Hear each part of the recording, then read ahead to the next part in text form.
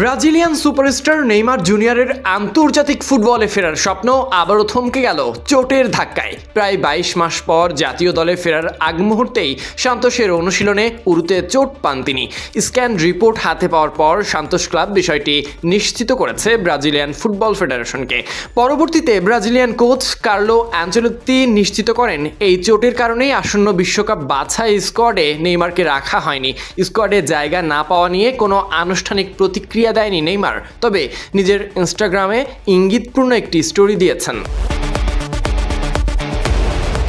৩৩ বছর বয়সী নেইমার আগস্টের শেষ নাগাদ সান্তোসের ক্যাম্পে ফিরতে পারবেন বলে ধারণা করা হচ্ছে।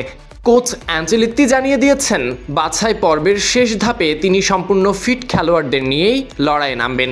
ইনস্টাগ্রাম স্টোরিতে চোট পুনর্বাসনের সময়ের ছবি পোস্ট করে নেইমার লিখেছেন, লক্ষ্য পূরণের আকাঙ্ক্ষা, দৃঢ় সংকল্প এবং অবিচল অধ্যবসায় থেকে সাফল্য আসে।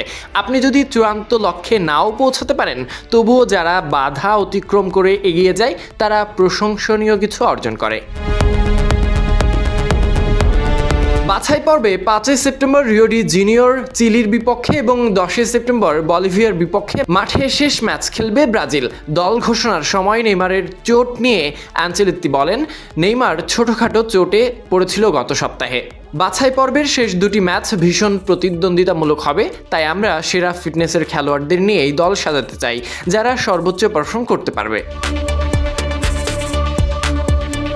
নেইমার সর্বশেষ ব্রাজিলের হয়ে খেলেছেন ২০২৩ সালের অক্টোবরে উরুগুয়ের বিপক্ষে বাছাইয়ের ম্যাচে। সে ম্যাচে বাঁ হাঁটুর এসিএলে চোট পান তিনি। এরপর একাধিক চোটের কারণে জাতীয় দলে ডাক পেলেও নিজেকে প্রত্যাহার করতে হয়েছে।